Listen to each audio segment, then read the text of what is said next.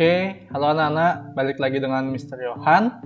Nah, kali ini Mr. Yohan akan mengajak anak-anak untuk belajar matematika ya.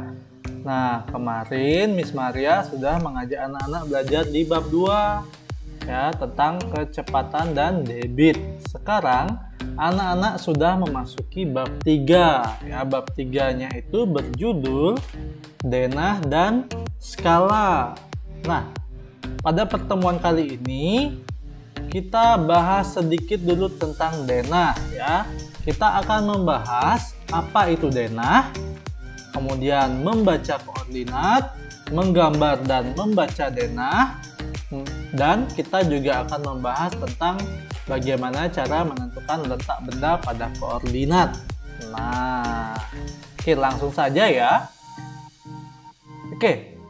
Sebelumnya kita harus siapkan buku dulu ya, anak-anak harus siapkan buku, duduk manis dan perhatikan video ini dengan baik. Nah, seringkali kita mendengar ada istilah denah dan peta. Sebenarnya denah dan peta itu berbeda loh. Nah, seperti yang anak-anak lihat pada gambar, denah itu pengertiannya adalah gambaran yang menunjukkan keadaan suatu tempat pada wilayah tertentu ya. Jadi seperti itu, ada denah lokasi ya. Jadi wilayah tertentu saja yang terlihat di sana. Kalau peta itu mencangkup seluruh wilayah pada gambarnya itu, pada sebesar kertasnya itu wilayahnya luas banget. Kalau denah itu wilayahnya kecil ya. Jadi perbedaan denah dan peta adalah peta itu menggambarkan suatu wilayah yang luas. Kalau denah itu menggambarkan suatu wilayah yang lingkupnya kecil. Nah, itu harus anak-anak pahami dulu antara perbedaan peta dengan denah. Kemudian, dalam membaca denah, kita juga harus bisa membaca arah mata angin. Apa sih arah mata angin, Mister? Nah, arah mata angin itu adalah petunjuk yang membantu kita untuk melihat di mana arah utara, arah selatan, arah timur, arah barat. Itu adalah arah mata angin. Nah, seperti gambar di kiri yang kecil itu, arah mata angin itu dibagi menjadi berapa? Ada utara, timur laut, timur, tenggara, selatan, barat daya, barat, barat laut. Ya, ada 8. Nah, biasanya pada peta, arah utara itu selalu menunjukkan arah ke atas seperti pada gambar ya. Seperti pada gambar, arah utara itu selalu menunjukkan arah atas. Nih, selalu menunjukkan arah atas. Kalau selatan itu pasti selalu menunjukkan arah ke bawah. Kalau timur itu biasanya dia menunjukkan arah ke kanan. Kalau barat dia menunjukkan arah ke kiri. Nah, seperti itu anak-anak harus tahu dulu bagaimana cara membaca arah mata angin pada peta atau pada denah ya. Kemudian, nah, di sini kita akan menggambar denah. Hal-hal yang harus diperhatikan ya, itu kita harus menentukan titik acuan. Nah, di sini Mister tentukan titik acuannya. Titik acuannya itu adalah rumah yang berwarna hitam ini. Nah, ini anggap saja rumah Mr. Yohan. Ya. Kemudian kita akan menggambar sebuah rumah sakit. Ya. Rumah sakit itu berada di sebelah utara rumah Mr. Yohan. Berarti dia kita gambar di atas rumah Mr. Yohan. Ini rumah sakitnya berada di sebelah utara rumah Mr. Yohan. Kemudian kita akan menggambar sekolah. Kita akan menggambar sekolah yang berada di sebelah barat rumah Mr. Yohan. Jadi kita taruh sekolahnya di mana? Ya, kita taruh di sebelah kiri rumah Mr. Yohan. Kemudian kita mau menggambar toko ya, misalkan Mister ada soal toko itu berada di sebelah tenggara rumah Mr. Yohan. Nah, berarti tenggara itu kan berada di antara timur dan selatan, berarti kita harus menggambarnya di Nah, berarti di pojok kanan bawah rumah Mr. Johan. Jadi kalau membacanya, rumah sakit itu berada di sebelah utara rumah Mr. Johan, ya, di sebelah utara. Kalau sekolah berada di sebelah barat rumah Mr. Johan. Kemudian kalau minimarket atau toko itu berada di sebelah tenggara rumah Mr. Johan. Nah, jadi seperti itu cara menggambar denah. Nah, anak-anak, kita sekarang akan menentukan rute perjalanan. Nah, anak-anak tahu nggak rute itu apa? Rute itu adalah jalan atau tempat yang dilintasi untuk mencapai tujuan. Nah, di sini cara untuk menentukan rute perjalanan kita lihat. Misalkan di sini Mister punya gambar. Di situ ada seorang anak, ya. Itu anggap saja kakaknya Ani. Kakaknya Ani berangkat dari rumah Ani untuk menuju ke SDN Cemara, ya. Lewat mana ya dia untuk menuju SDN Cemara? Oke, kita lihat ya. Kita lihat.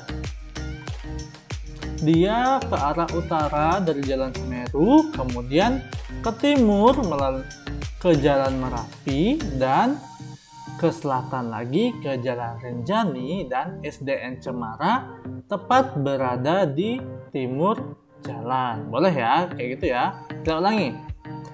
Ya, kakaknya Ani ini dari Jalan Semeru, dia berjalan ke arah utara, ya, kemudian bertemu persimpangan, belok kanan ke arah timur, ya, menuju Jalan Merapi. Kemudian di persimpangan lagi dia belok ke selatan, ya, menuju Jalan Rinjani, dan SDN Cemara tepat berada di sebelah timur jalan. Oke, kita lihat ya, ulangi.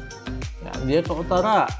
Habis itu dia belok ke timur, ke Jalan Merapi, ke selatan, dan SDN Cemara ada di timur. Oke, Mister punya lagi. Ya, dari yang cowok ini dia mau menuju ke rumah yang dekat pasar. Nah, rumah yang ini. Kemudian yang cewek ini dia buru mau ke SD Brilian Jaya. Ya. Nah, untuk anak yang cowok ini dia berangkat dari kolam renang mau menuju rumah yang dekat pasar ini, rumah pojok kanan bawah, ya. Dia itu berjalan ke arah selatan dari Jalan Anggrek. Kemudian dia belok ke timur menuju Jalan Merdeka. Dia lurus terus sampai dekat SD Brilian Jaya. Dia belok ke kanan menuju Jalan Mawar. Nah, rumahnya itu tepat berada di barat jalan. Coba kita lihat. Nah, dia berjalan melalui Jalan Anggrek, belok ke timur Jalan Merdeka, lurus terus belok ke selatan Jalan Mawar, dan rumahnya berada di barat jalan, sebelah barat jalan. Kalau yang ibunya ini, ibu gurunya, dari rumahnya di Jalan Kusuma, dia menuju Jalan Dahlia, ya, belok ke utara menuju Jalan Dahlia, belok ke timur menuju Jalan Merdeka, dan SD Brilian Jaya itu berada di sebelah utara jalan, tepatnya di timur dari lapangan sepak bola. Kita lihat, dia berjalan Jalan Kusuma, dia ke utara Jalan Dahlia, dia ke timur ke Jalan Merdeka, kemudian SD Brilian Jaya tepat berada di utara jalan atau di sebelah timur lapangan. Nah, itulah cara menentukan rute perjalanan. Nah, sekarang kita akan belajar cara membaca koordinat. Ya, koordinat itu dia membacanya, kita harus membaca koordinat yang mendatar dulu, ya. Kemudian baru kita membaca koordinat yang horizontal, ya, yang ke atas, yang tegak lurus. Oke, di sini Mister punya keterangan. Lapangan itu berada pada koordinat B,5. Bener nggak? Ya, berarti kita harus baca yang mendatar dulu, baru baca yang tegak lurus. Dia itu berada di kolom B, ya. Kemudian sekolah terletak di koordinat B,1 ya. B,1. Kemudian rumah sakit terletak di H,4. Ini H. Cari dulu bawahnya rumah sakit itu di mana? Cari dulu, kita lihat. Misalkan nih lapangan. Lapangan itu kan di sini. Kita cari dulu bawahnya itu huruf apa? Bawahnya huruf B, berarti berada di koordinat B, angkanya berapa? 5, berarti dia terletak di koordinat B,5. Kalau taman itu kan hurufnya ada di koordinat D, angkanya 4, berarti koordinat taman itu D,4. Nah, sekarang kita akan belajar menentukan letak titik dan bangun datar ya pada koordinat. Nah, di sini Mister mempunyai suatu koordinat ya. Kalau gambar seperti ini itu dia dinamakan koordinat kartesius ya. Nah, koordinat kartesius itu dia memiliki dua sumbu ya. Dua sumbu itu ada yang bernilai positif dan ada yang bernilai negatif ya. Nah, di sini itu ada sumbu X dan sumbu Y. Sumbu X itu yang mendatar ya. Sumbu X itu yang mendatar ya. Sumbu X positif berada di sebelah kanan 0. Sumbu X negatif berada di sebelah kiri 0 ya. Selain sumbu X ya, koordinat juga memiliki sumbu Y ya. Sumbu Y itu dia yang tegak lurus. Sumbu X ya.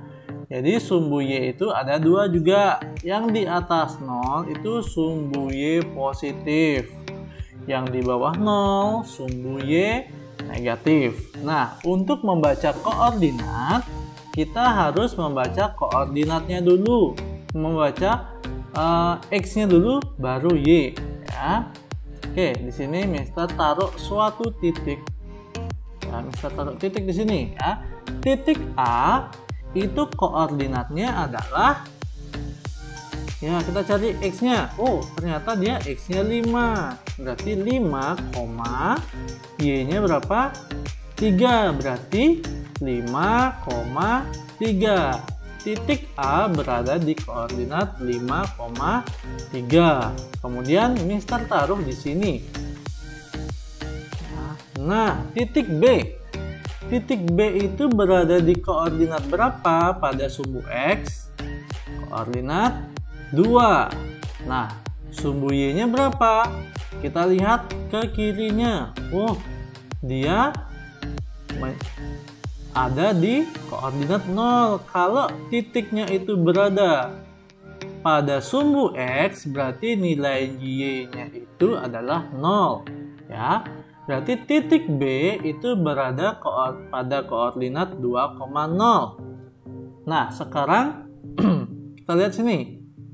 Mister punya titik di sini. Nah, titik C berada pada koordinat berapa? Nah, kita lihat sumbu X-nya dulu. Sumbu X-nya, oh ternyata dia di 0. X-nya dia di 0, berarti nilai sumbu X-nya 0. Kalau Y-nya di 2, berarti koordinat titik C itu ada di 0,2 ya. Oke, kita hapus dulu. Nah, sekarang dari titik-titik ini kita bisa membuat suatu bangun.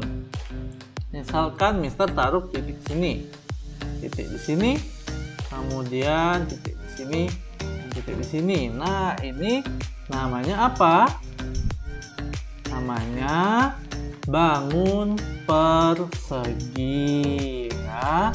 Ini kita hubungkan garisnya dari sini ke sini, dari sini ke sini, dari sini ke sini, dari sini ke sini. Nah, dia membentuk bangun persegi. Oke, kita coba lagi membuat bangun yang lain ya.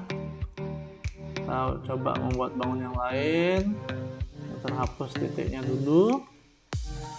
Ya, sekarang Mister taruh titik di sini. Kemudian Mister taruh titik di sini. Nah, supaya dia menjadi segitiga, ya segitiga yang siku-siku, itu kita harus menaruh titik di mana? Menaruh titik di koordinat 3,1 ya di sini. Kalau kita hubungkan, maka dia akan menjadi bangun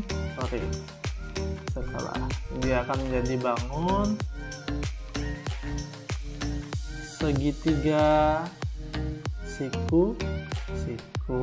Ya, ini namanya segitiga siku.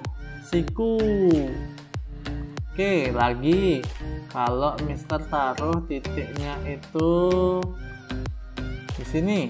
Nah, kemudian Mister taruh titik di sini. Mister taruh titik di sini. Supaya dia menjadi bangun jajar genjang, itu dia harus di mana titiknya? Lihat, jarak A dan B ini 2 ya. 2 pada koordinat sumbu X, berarti jarak C dan titik yang akan kita taruh harus berjarak 2 juga ke sebelah kiri, berarti di sini.